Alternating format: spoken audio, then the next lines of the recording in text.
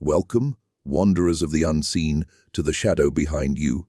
I'm your host, the one who lingers in the corners of forgotten attics, sifting through dust, choked journals and brittle letters that whisper secrets the daylight dare not touch. Tonight, we step not into the light of history's grand parades, no triumphant marches or gilded epochs here, but into the damp underbelly of America's hidden veins. We descend into the hollows of eastern Kentucky, where the year is 1905 and the air hangs heavy with the scent of wet earth, pine sap, and something fuller. Something that clings to your tongue like the aftertaste of a meal you shouldn't have eaten. Imagine it, the Cumberland Plateau, that vast, rumpled quilt of green ridges and shadowed valleys, where the sun struggles to pierce the canopy of ancient oaks and hickories. It's a land that swallows men whole, travelers on mule back, peddlers with satchels of tin wares, revenue agents poking into moonshine stills.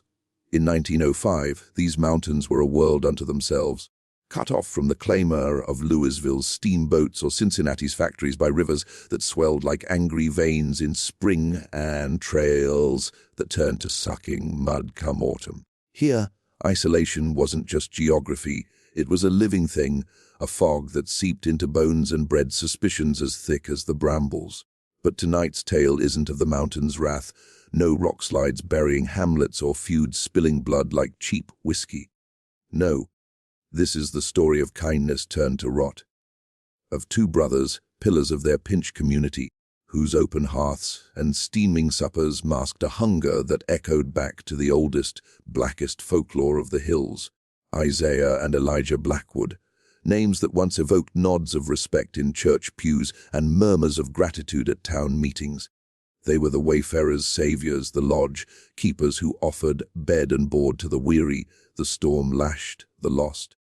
Their wayfarers' lodge squatted at the mouth of Sorrow's Gap, that eerie notch in Pine Mountain Ridge where the trail straightened unnaturally, as if carved by some indifferent god who forgot to smooth the edges. Sorrow's Gap. Even saying it aloud feels like tempting fate, doesn't it? Locals skirted it wide, claiming the air turned sour there, carrying whispers of unrest from the other side. Children were warned in lilting rhymes. Cross the gap if you must, but mind the smoke from the brothers' lust. Offer a nap, take a sip, and wake to the pot where the lost ones drip.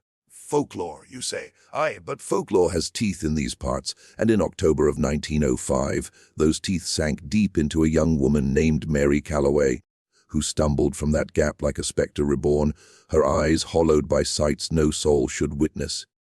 Picture her 23 summers old, a schoolteacher from the flatlands of Tennessee, bound for a post in Harlan County. Her mare had thrown a shoe miles back, and twilight was bleeding into the ridges when she spied the lantern glow of the lodge. A beacon of rough, hewn timber and fieldstone, chimneys belching curls of fragrant smoke that promised stew and shelter. The brothers greeted her with smiles broad as the Ohio River, hands calloused from honest labor, voices warm with scripture. "Come in, child," Elijah said, his eyes twinkling like embers. "The Lord's own mercy waits by our fire." Isaiah nodded silent, his gaze steady, unblinking, as if measuring the weight of her wariness. She supped that night on venison hash, spiced with cloves and juniper, tender, savory, melting on the tongue like a forbidden dream. They spoke of the good book, of charity's boundless reach, and Mary felt the knot in her chest loosen. But as the fire died to embers and the wind moaned through the eaves, she heard it a low, rhythmic scrape from below, like a blade on whetstone, coupled with a muffled thump, as of something heavy dragged across floorboards. Sleep came fitful, haunted by dreams of eyes in the rafters. Watching, waiting, dawn broke grey and reluctant, and Mary rose to find her boots polished, her satchel repacked with loaves of soda bread and a jar of the brothers' house-cured ham. A parting gift, they insisted, wrapped in oilcloth that smelled faintly of copper and salt. But as she mounted her mended mare, a chill wind gusted through the gap, carrying on it not pine, but the tang of blood, fresh and metallic, mingled with the sweet rot of overripe fruit. She rode hard, but the trail twisted, the gap seeming to narrow, walls closing like a throat-swallowing hole. Hours blurred. Had it been hours? Days. Until she tumbled from the saddle before the sheriff's office in Harlan, clothes rent by thorns that weren't there, nails torn to bloody stubs, wrists chafed raw as if from iron manacles. "They're still serving," she gasped to Deputy Samuel Whittaker, her voice a rasp of dry leaves. "People are still eating." And then she retched, not bile, but the phantom taste of that hash, turning in her gut like betrayal. What happened to Mary Calloway? Her words ignited no blaze of justice, no posse thundering up the ridge. Instead, they were filed away in a locked drawer, dismissed as the ravings of a fevered mind. But we, dear listeners, we who chase shadows into the light, we know better. For the Blackwood brothers' kindness was a veil, thin as onion skin, over a secret that fed on the flesh of the forgotten. A secret that spanned decades, entwined with the very soil of those mountains, where poverty gnawed deeper than any grave, and survival whispered justifications in the dark. Tonight, we peel back that veil. We walk the boards of the Wayfarer's Lodge, creaking underfoot like bones settling. We descend into cellars where the air grows thick with brine and regret. And as we do, listen close. For in these hills, some hungers never die. They wait, patient as roots cracking stone, for the next lost soul to knock upon the door. But why this story? Why now? In our age of glowing screens and instant truths. Because the shadow behind you isn't always a ghost of the past.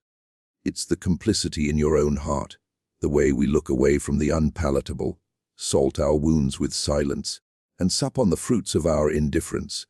The Blackwoods weren't monsters born of brimstone, they were men shaped by the grind of 1905 Kentucky, where coal kings stripped the land bare, leaving hollows filled with hollow men. And in that hollowness, something primal stirred, a reminder that kindness, unchecked, can curdle into cruelty. So settle in, dim the lights, and let the wind outside your window carry the echo of distant chimneys. For the next hour, we are no longer safe in our armchairs. We are travelers on a fog-shrouded trail, lanterns guttering, the gap yawning before us. And somewhere in the smoke, two brothers smile, their hands outstretched in welcome. Let us begin at the beginning, or as near to it as the records allow. For in sorrow's gap, beginnings blur into endings, like ink bleeding on wet paper. It was the autumn of 1887 when the Blackwood brothers first staked their claim. Isaiah, the elder at 32, and Elijah, 28, had drifted down from the Virginia borderlands, their past a cipher wrapped in vague tales of a failed timber venture and a mother lost to the flux. Tall both, with frames corded like oak roots and faces weathered beyond their years, they bought the forsaken plot at the Gap's throat for a pittance, 30 acres of rocky soil and a sagging cabin, abandoned since the Harrison massacre of '79. Whispers said the Harrisons had crossed some ancient taboo, inviting the Wendigo's chill or the devil's own hounds. 8 souls vanished overnight, leaving only bloodied quilts and a stew pot overturned in the dooryard. The brothers wasted no time. With axes singing through the dawn and hammers pounding like heartbeats, they razed the Wayfarer's Lodge. 2 stories of squared logs chinked with clay, a wide porch fronting the trail, and 3 stone chimneys venting skyward like accusatory fingers.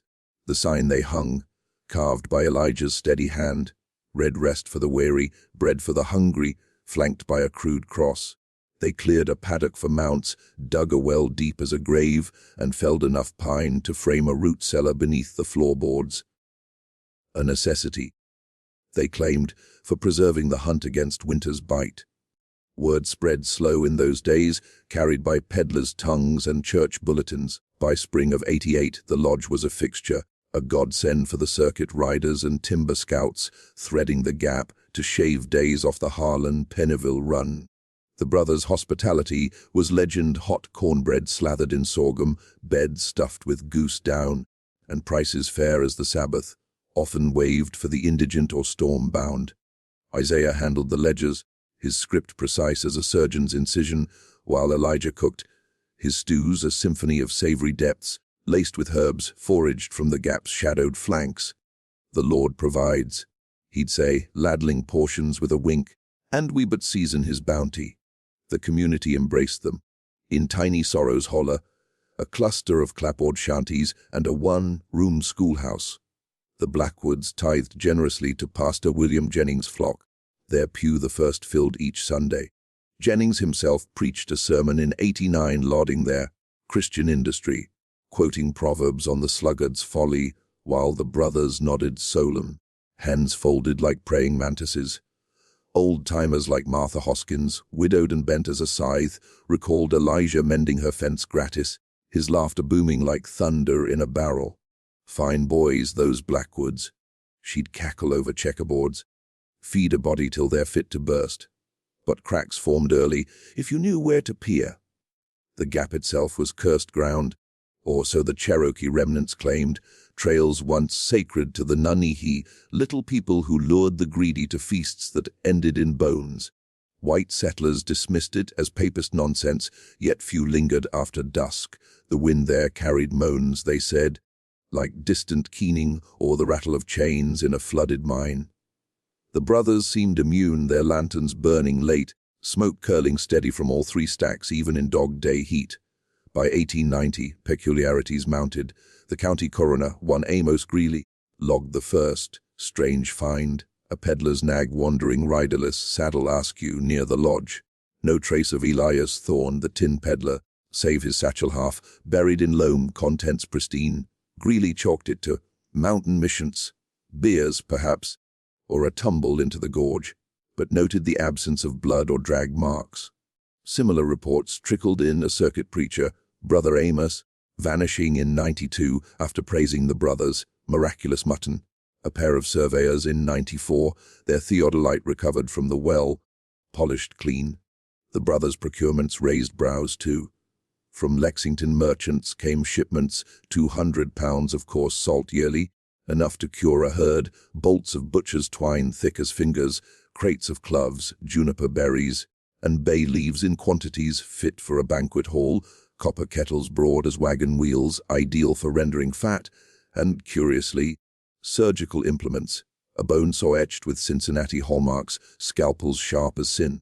Elijah explained it away with tales of a family trade in charcuterie, learned from a French uncle in the war.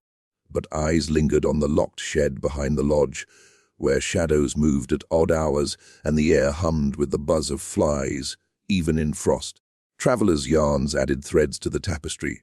Edward Hargrove, a coal agent from Pittsburgh, lodged there in '97. In letters to his wife, unearthed in a Louisville attic in '62, he described the hash, tender beyond belief, missus, with a tang like wild game marinated in secrets. Yet sleep evaded me. I heard below a rhythmic hack, as of cleaver on block, and murmurs, Elijah's voice, low and fervent, reciting graces over something. Hargrove awoke sweating, throat parched. Convinced eyes peered from the keyhole.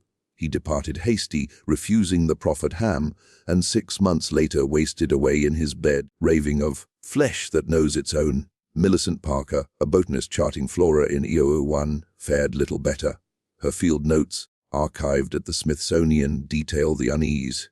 The brothers' gaze lingers overlong on one's form, appraising as a butcher eyes a cut. Dinner's stew simmered with unfamiliar spice, coppery, almost vital. At midnight, a trapdoor groaned beneath my room, dragging ensued. Then silence save the drip of condensation. I declined breakfast, feigning flux, and fled at first light. Their disappointment was palpable, eyes narrowing like storm clouds, yet no alarms rang. The mountains bred their own justice, swift and silent. In '03, when revenue man Thomas Watkins vanished en route to raid a still, locals muttered of the Gap taking its toll. The sheriff, Howard Decker, a portly man with a ledger fatter than his waist, dismissed inquiries, citing manpower shortages. Whispers linked Decker to the brothers. Tax rolls showed gifts from the lodge, hams and cordwood arriving at his door like tethers. Enter Mary Calloway, stage left on that fateful October Eve in 1905, 23, auburn-haired, with a satchel of primers and a heart full of reformist fire, intent on teaching mountain youngs their letters amid the coal dust. Her route, Chattanooga to Harlan via the Gap, a shortcut touted in almanacs. Twilight caught her 5 miles short, mare lamed on shale. The the cold seeping through her woolen shawl like accusatory fingers. Then, the lodge windows aglow, porch lanterns swaying like a hanged man's noose, the scent of wood smoke laced with savory promise wafting on the breeze. Elijah answered her knock, apron dusted with flour, smile creasing his crag-lined face. "Bless me, a lady traveler! Come, sister, the chill bites fierce tonight." Isaiah loomed in the hall, silent sentinel, offering a nod that felt like benediction or judgment. They led her to the common room, flagstone hearth roaring, trestle table laden with pumpkin bread, cider mulled with cinnamon, and bowls of venison. No rabbit, stew chunks succulent, broth rich as sin. Mary ate gratefully, the warmth spreading through limbs numb from the ride. Conversation flowed the brothers on scripture's comforts, Mary on Booker T. Washington's uplift, dreams of libraries in every holler. As plates cleared, Elijah pressed a second helping. Eat hearty, Miss Calloway. The gap demands strength, it gives nothing freely. Isaiah's eyes, unblinking, fixed on her plate, as if willing the fork to rise. Politeness prevailed, she supped again, the meat yielding secrets on her tongue. Tenderness unnatural, flavor layered with earth and salt and something primal, like the pulse of life itself. Wine followed, homemade, tart with elderberry, and drowsiness weighted her lids. Our guest room awaits, Elijah murmured, guiding her upstairs, Isaiah trailing with her satchel. The door clicked shut, key turning soft in the lock, precaution against mountain cats. They assured through the panel. Sleep came in fits. The bed was soft, quilts heavy with lavender, but the house breathed.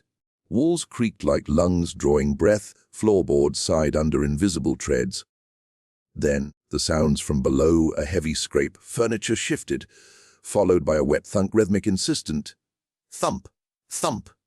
Hack, like a mallet tenderizing veal, or a heart cleaved from its cage. Murmurs drifted up. Elijah's voice, fervent, prime this one, brother. The marrow's rich, yield fine for the city folk. Isaiah's reply, gravel low, steady now. Waste none. The Lord abhors the glutton. Mary bolted upright, pulse hammering. Moonlight slanted through frost-rimed glass, illuminating the room. Plain pine dresser, basin of tepid water, and, beneath the bed, a faint seam in the floorboards, a trapdoor's outline, dusted with sawdust. She crept to it, fingers tracing the iron ring, cold as a grave marker. Below, the sound swelled a gurgle, choked and pleading, cut short by a blade's kiss. Then silence, save the drip, drip, from unseen eaves or perhaps something warmer. Terror propelled her. She wedged the dresser against the door, tore quilts into ropes, and lowered herself to the common room, landing cat, silent amid embers glow. The kitchen loomed dark, oven cooling, a copper kettle steaming faint on the hob, contents congealing, dark and viscous. She fled the porch, bare feet numb on frost, laced earth into the gap's maw. Branches clawed like talons, the trail looped mockingly, walls pressing close, air thickening with brine and decay. Hours, days, time dissolved in panic's haze, dawn, or was it noon, spat her onto the Harlan road, collapsing before Deputy Whittaker's boots. Water, she croaked, then retched the phantom stew. He carried her inside, her tale spilling in fragments, the lock, the sounds, the words, their provider's deputy. Feed the body, and the soul hungers eternal. Whittaker's face paled, but duty stirred. He wired the sheriff, logged her wounds. Wrists ringed purple, nails splintered as if scratching stone. Yet Decker arrived at dusk, eyes hooded, voice oily, hysteria Sam. The girl's addled from the wild. Send her to Lexington, let the docs sort it. Mary vanished into hospital records, her cries echoing in Whittaker's journal. God forgive us for what we sup on in the dark. And the lodge. Smoke curled anew that night, chimneys belching welcome to the next wary knock. Oh. But Mary's escape was no ending, merely a ripple in the Blackwood's dark current. A momentary snag in the ledger of the lost, for in the years bridging 1905 to 1918, the Wayfarer's Lodge bloomed into a quiet empire of the unseen, its kindness a lure as sweet as honeyed bait. The brothers refined their art, you see, not in frenzy, but with the meticulous grace of men who viewed flesh as mere commodity, souls as afterthoughts. Isaiah, the architect of silence, Mapped the trails, rhythms, peak seasons, when drifters swelled the gap, autumn leaf, peepers, winter traders fleeing snow, summer surveyors charting coal seams. Elijah the alchemist perfected the cures, salts blended for tenderness, smokes slow and aromatic to mask the vital tang. Their victims were chosen with care, the unmoored, the expendable, the vagrant fiddler with frostbit toes, too threadbare for kin to mourn, the labor agitator stirring union fires in coal camps. Troublesome, as locals deemed him, the city slicker, revenue badge glinting, poking too close to hidden stills. Feed the gap, the holler folk would murmur, directing the unwary with feigned concern, Blackwood's place is just yonder. Good Christian men, they'll set you right, and in return, a ham at Yuletide, a cut of prime loin. For the smokehouse, whispers of protection from Decker's badge. Take Jonathan Hamilton, Shio 7, a schoolmaster from Lexington, bound for Pennville with abolitionist pamphlets tucked in his coat. The brothers welcomed him, effusive stew bubbling, fire crackling. He supped hearty, praising the exotic game, unaware his own vigor flavored the pot. That night, as Mary had before, he heard the scrape. Trapdoor yawning like a yawn from the abyss. Restraints clicked cold on wrists and ankles. Iron rings bolted to the cellar's oak slab, drainage channels slick with memory. Isaiah's saw whispered through sinew, Elijah's knife parting skin like gift wrapping. Full utilization, the ledger noted later in Isaiah's copperplate Hamilton Jave. Vitals sound, yield 142, legs for smoking, torso slabbed fine, torso to Louisville premium rate. The cellar was their sanctum, a stone vault 15 feet square, lit by tallow dips that guttered shadows into demons. Divided by a rough partition, one side storage, crockery jars sealed with wax, barrels of brine murky as forgotten baptisms, hooks dangling twine-wrapped parcels labeled shoulder, 09 or tenderloin, city folk. The other, the altar, a blood oak table veined with old stains, walls racked with Sheffield steel, cleavers curved like smiles, hooks for suspension, a whetstone perpetually damp. A locked cabinet held trophies, wallets yellowed, watches stilled at hour of harvest, lockets with faded tintypes, mementos for the ledger's poetry, entries like Wilson, J. Wary frame but marrow-rich equinox cure, exceptional bouquet. Chilling were the rituals, those private sacraments binding brother to brother. Post-harvest, they'd kneel amid the steam, Elijah reciting grace. Flesh of thy children, return to earth, sustain us as we sustain thee. While Isaiah tallied yields, eyes gleaming with accountant's zeal. They'd sample the first cuts raw, blood beading on tongues, affirming quality with nods. Tender, Elijah might murmur, like the lamb at Passover. Then the work flaying precise as taxidermy, organs rendered for soap or feed, bones cracked for stock. Nothing wasted, for waste was sin against the provider. Shipments outbound via Luther Collins, the mail carrier. In oaken crates stamped provisions, fragile, off to butchers in Lexington, grocers in Cincinnati, even a discreet club in Louisville where elites savored mountain specialties, blind to their provenance. The community wove tighter into the web, complicity a thread stronger than blood. Pastor Jennings, uneasy after his UD-99 visit, recalled the cured scent, clinging to curtains. The brothers' haste to shoo him, preached vaguer sermons thereafter, avoiding the gap in his rounds. Martha Hoskins' father, a deacon, accepted gifts for his chimney-smoked hams, averting eyes from the war like reek. Children learned the rhymes evolved.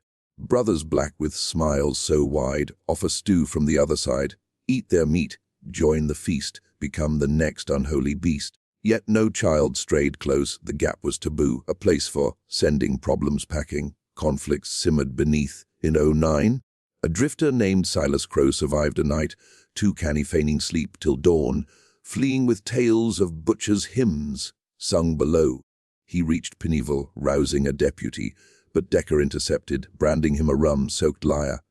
Crow vanished weeks later, his name etched in the ledger. Crow S. Lean but flavorful ribs for local trade. Whittaker, haunted by Mary's ghost, probed quiet, sniffing salt shipments, tailing crates, but found only dead ends. His journal filling with sketches of sores and pleas to unburden the soul. Hauntings plagued the brothers too, or so folklore claims. Isaiah dreamed of the Harrisons, spectral family circling the lodge, mouths gaping in accusation. Elijah, ever the optimist, countered with charms, wild mint strewn at thresholds to confuse, hungry shades, or bread loaves left in the gap for appeasement. But the dreams persisted, victims' faces bloating in the stew, eyes floating like currents. One storm-lashed night in 12, a posse, roused by a widow's plea for her missing boy, rode to the lodge. The brothers greeted calm, offering cider and alibis. The lad pressed on at dawn, "Ma'am, boys his age chase horizons." The widow wept, but Decker dispersed the men, pocketing a donation for the posse's disbandment. By 15 the enterprise peaked, 20 souls a season, ledgers swelling. A Cincinnati buyer, one Mr. Hale, penned praise. "Your specialties arrive unparalleled. Tender unctuous with that hill tang no lowland pig matches." Unwitting, he supped on surveyors, union men, a photographer capturing ridges for postcards. Chilling moments layered, a 16 blizzard trapping 3 loggers, their laughter turning to screams as the cellar door sealed, Elijah humming, "Amazing Grace." Over the saw, blood flecking his apron like holy water. Isaiah labeling a locket to mother from E.H., "Fine necklace, better neck." The unraveling began subtle. Shipments soared, brine failing in heat, merchants complaining of off notes. Locals grew restive. Hoskins' daughter swore she saw a hand, pale, beckoning, from the well. Whittaker, gaunt from insomnia, cornered Collins. "What's in the crates, Luther? Tell, or God's judgment on us all." Collins cracked, confessing the ham's heft the copper sent. But before Whittaker could act, 18's great snow fell, a white shroud burying the gap. January 19 ADD. Mailman Joseph Miller crests the ridge, finds the lodge silent, no tracks in drifts, vultures wheeling lazy. Door ajar, embers cold, table set mid-meal, bowls congealed, a knife mid-slice. Beneath a hearth rug, the trapdoor unlocked, oversight or invitation. Deputies Robert Finch and Clayton Davis descend, lanterns trembling. The air hits first, brine thick, laced with iron and cloves. A charnel bouquet that buckles knees. Storage greets them, crocks bulging, labels peeling, thigh 17 heart premium. Then the slab stained, restraint rings gaping, walls etched with tally marks. Hundreds, a calendar of consumption. The ledger lies open, pages crisp, victims named, dated, graded. Callaway M, escaped incomplete, lesson learned, locks doubled. Finch retches, Davis weeps, pocketing pages as proof. A hidden alcove yields the crown 9 forms preserved, slab torsos glazed in fat, limbs trussed like hams, faces spared, eyes milky, mouths sewn in eternal silence. 30 years, Finch scrawls in his journal, hand shaking, "And we dined with devils." They flee upward, barricade the door. Decker arrives at dusk, face ashen, orders the burn coal, oil sloshed, torches lit, the lodge erupting in pyre. Lightning. The report reads, brothers fled west, no tracks, just a note pinned to the sign, "The hunger travels." Seek not what provides. Sightings trickle, Denver 18, butchers under alias Chicago 34, meat scandals hushed, Oregon 43, ration probes dropped, the shadow lingers. In 65, highway digs unearth the mass grave, butchered bones salted, marrow scraped, reburied as pioneers. And Mary, starved herself in Lexington EO6, final whisper, "Still serving." Her ghost haunts the gap, they say, mint scent on the wind, warning the lost. Sup not at kindness's table. To grasp the Blackwood abomination, we must root it in the soil that birthed it. Eastern Kentucky, 1905. A crucible of want where desperation donned the mask of piety. This wasn't a land of manifest bounty, it was a frontier frayed at the edges, where the Civil War's scars lingered like gangrene, and the Gilded Age's gleam bypassed the hollers for the river barons. Picture Harlan County, ridges veined with untapped coal, but extraction nascent, mechanized booms a decade off. Farms clung to slopes too steep for plow, yielding scrappy corn and beans eked from rock. Isolation reigned, trails mool, choked rivers fordable only in drought, mail fortnightly if storms allowed. The 1900 census tallies 700 souls in sorrow's precinct, half illiterate, huddled in dog-trot cabins where winters killed more than fever. Economic vice gripped tight, the panic of 1893 rippled westward, shuttering mills, devaluing scrip till a day's labor bought salt for a week. Coal whispers tempted, Companies like Frick's eyeing seams, but Lee's favored absentee lords, locals reduced to sharecroppers on their own dirt. Moonshine distilled from corn mash-filled coffers, but revenuers prowled, turning neighbors informant. Poverty bred insularity, clans blood-bound, feuds eternal. Hatfield's echo still fresh, though Kentucky's own Tolliver, Warfield clash of '89 left graves unmarked. Survival meant suspicion of outsiders, foreigners, with flatland accents, peddling progress that smelled of exploitation. Into this, the Blackwoods slotted seamless. Their lodge mirrored the era's way stations. Think Boone's forts writ small. Hospitality a hedge against wilderness. But folklore fertilized the horror. Appalachia's cannon brims with cannibal shades. Cherokee tales of the stone giants. Twice man-high devourers haunting gaps. Flesh cravers punishing greed. Shawnee warned of Wendigo. Algonquin import via fur traders. A gaunt spirit possessing the starved, turning kin to meat. White settlers adapted Boone Helm. The Kentucky cannibal, born 1828 in Russell County, embodies the archetype, a frontiersman turned fiend. Helm murdered across plains, scalping, robbing, roasting victims over campfires, boasting human meat sweeter than pork. Hained in Virginia City 64, his legend migrated east, yarns of him haunting ridges, eyes glowing hunger red. Feral folk pepper the law too, wild men of the woods, inbred clans shunning light, subsisting on game or stray hikers. 19th century gazetteers like John Frost's The Indian Wars, 1840s log savage remnants in Kentucky coves, blending native holdouts with escaped slaves and deserters. By 1900s, pulp mags sensationalized. True Detective ran 12 features on moonshine cannibals. Hill folk allegedly trading flesh for rocket. Fact bleeds fiction. 1897's Forgate Blue People, methemoglobin-afflicted troublesome Creek clan, sparked whispers of Devil's Brood, feasting taboo, and the Bell Witch of 13 Tennessee, poltergeist predating Adam's family torment, manifesting as cackles and claw marks, folklore tying it to blood pacts for sustenance. Kentucky's 1900s history amplifies the eerie. Teddy Roosevelt's race suicide, alarms ignored mountain paw. Eugenics tracts like Madison Grant's passing of the Great Race, 1960s, branded Appalachians, degenerate stock. Fertile ground for self-fulfilling horrors. Coal's rise, output tripling post-1900, lured migrants, but booms busted 1902 anthracite strike rippled south idling camps. Swelling drifters ripe for the gap. Reformers like Mary Calloway embodied progressive zeal. Settlement houses, whole house models pushing literacy amid squalor. Yet resistance festered locals viewed uplifters as meddlers. Their kindness, Suspect as the brothers, complicity's cultural root. the moral economy, E.P. Thompson's term. Apt here, where community policed outsiders for collective weal. In feuds, sending to the gap, echoed vendetta justice in poverty, directing burdens, vagrants, agitators preserved scant resources. Decker's hush money mirrors graft rife in frontier sheriffs. 1905's Louisville Courier, Journal exposed Harlan corruption. Badges bought with cold scrip. Church's enabler. Baptist strongholds preached predestination, sin's inevitability. Jennings flock. Per 1900 directories, tithed on bounty received, blind to source. Legends lent authenticity. Rhymes like the Blackwoods. Oral chains from Scots, Irish ballads. Warned via the two sisters motifs. Drowned maidens avenged in stews. Mint rituals. Cherokee smudging for spirits adopted in granny cures against fevered hungers. The 65 grave find echoes real digs. 1920s roadworks unearthing Civil War mass graves rebranded known soldiers to soothe tourism. Blended fact and fable unsettle. Was the lodge a Wendigo nest or coal era opportunism? Boone Helm's ghost or brothers channeling primal scarcity? In 1905 Kentucky, where 40% lived below subsistence per 1910 ag reports, hunger wasn't metaphor.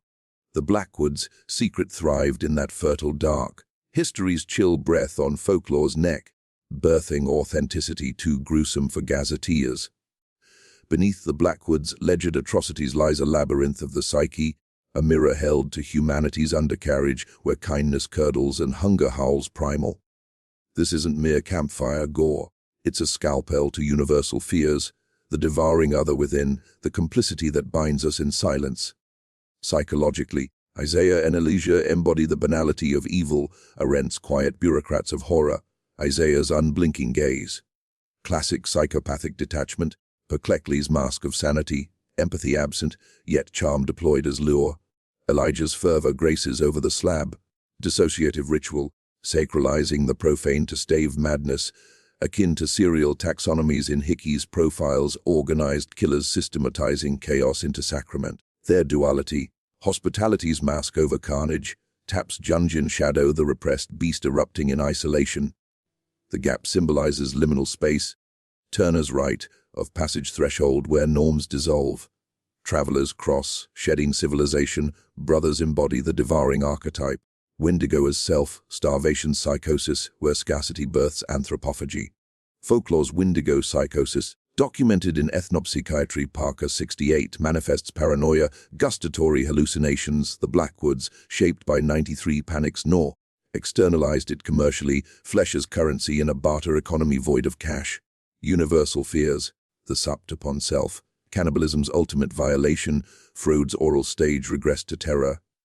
Mary's wretch, survivors wasting, somatic memory, Van der Kolk's trauma, body link flesh recalls violation, turning sustenance to poison.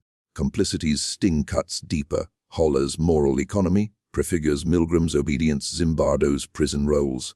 Decker's hush, Jennings' averted eye, diffusion of responsibility where collective gain anesthetizes guilt. In cultural trauma, Appalachia's othering, Grant's eugenic slurs, internalized, birthing self-cannibalization. Communities devouring their margins to appease the center. Thematically, its inheritance is curse, bloodlines tainted, secrets osmotic, brothers as Cain, Abel inverted, united in fratricidal harmony against the world. Their flight west, diaspora of hunger, echoing America's manifest, devouring natives displaced, slaves commodified, frontiers stripped, connects to modern echoes, corporate, kindness, masking exploitation, gig economy, precarity birthing quiet desperations. Intellectually ominous. If kindness hides this, what veils our daily graces? The ledger's poetry? Full utilization? Chills as efficiency's euphemism? Fordism applied to flesh, prefiguring Holocaust banalities. Psycho, symbolic layer seller as womb tome, rebirth through consumption. Smoker's ascension, souls vented heavenward in hickory haze. Mint wards, herbal fruit, aromatic displacement, scent confusing the ideed's call. Lingering question, are we all Blackwoods, salting our sins for market? In human nature's core, the hunger waits, patient, unblinking, for the gap to yawn anew. And so, the smoke clears from sorrow's gap, but the scent lingers, cloves and copper, a ghost on the breeze. The wayfarer's lodge is ash, its brother's dust in some unmarked western plot, their ledger pages curling in archives, sealed against the light. Mary Calloway's grave sprouts wild mint, tended by hands that remember. The Holler folk still skirt the cut, rhymes on their lips like prayers against the dark. 30 years of shadowed suppers, scores of souls rendered to provision. A community complicit in the feast, and for what?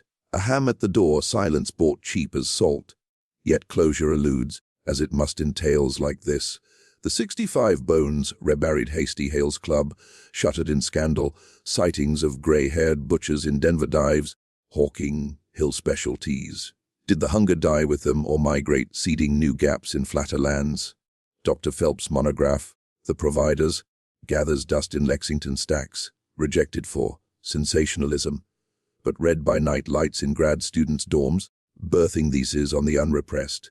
And you, listener, do you taste it still, that phantom tang on your tongue from some long-ago meal, kindness unquestioned? The shadow behind you stirs, in our world of drive, thrust and delivery apps, where hospitality's a swipe away. Remember the Blackwoods pillars felled by their own weight, kindness the thinnest ice over abyssal want. Universal, this fear. The other as meat, the self as complicit. As highways carve new gaps through the ridges, mint grows stubborn and cracks, a ward against old appetites.